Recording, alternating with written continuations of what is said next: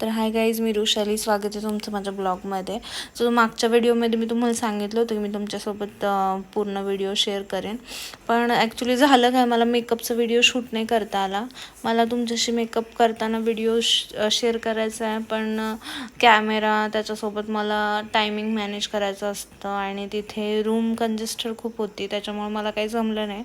बरेचदा मला रूम वेगळी भेटते, पण त्यावेळेस टायमिंग खूप कमी असतो. एक तर क्लायंटला उशीर झालेला असतो, नंतर त्यांच्या प्रोग्रामला उशीर झालेला असतो. मग त्या टायमिंगमध्ये जेवढं फटाफट होईल तेवढं मी करते. आणि त्याच्यानंतर माझ्यासोबत जी येणार होती, त्यामुळे ती न आल्यामुळे मला शूट नाही करता आलं. पण मी तुमच्याशी नक्की लवकरच शेअर करेल. आणि तुम्हाला जर माझा मेकअप करताना व्हिडिओ पाहायचा असेल तर मला कमेंट करून नक्की सांगा.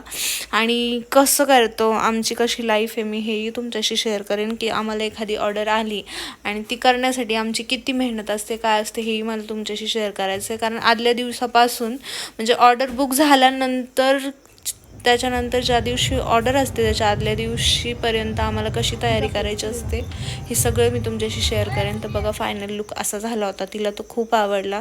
त्याच्यानंतर मी उन्हामध्ये मेकअप कसा दिसतो की एकी दिवसात नाही, आणि तो खूप लॉंग लास्टिंग राहतो, हेही मी तुमच्याशी शेअर केले.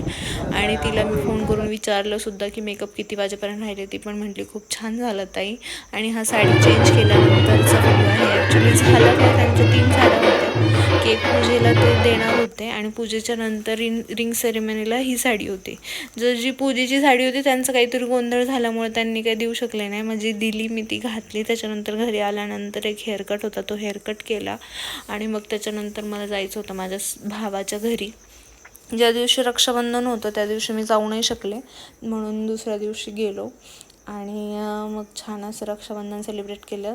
माऊ खूप आग्रह करत होती की मला ऑप्शन करायचं, म्हणून तिला ऑप्शन करून दिलं. नंतर मी राखी बांधली, थोडं फोटोज वगैरे काढले आणि त्याच्यानंतर जेवण वगैरे केलं, गप्पा मारल्या. पण ते मी तुमच्याशी शेअर नाही करू शकले, कारण प्रत्येक ठिकाणी कॅमेरा धरून राहण्यासाठी मी फ्री नसते, कारण सतत माझ्याजवळ आहे ना माझी मुलगी असते.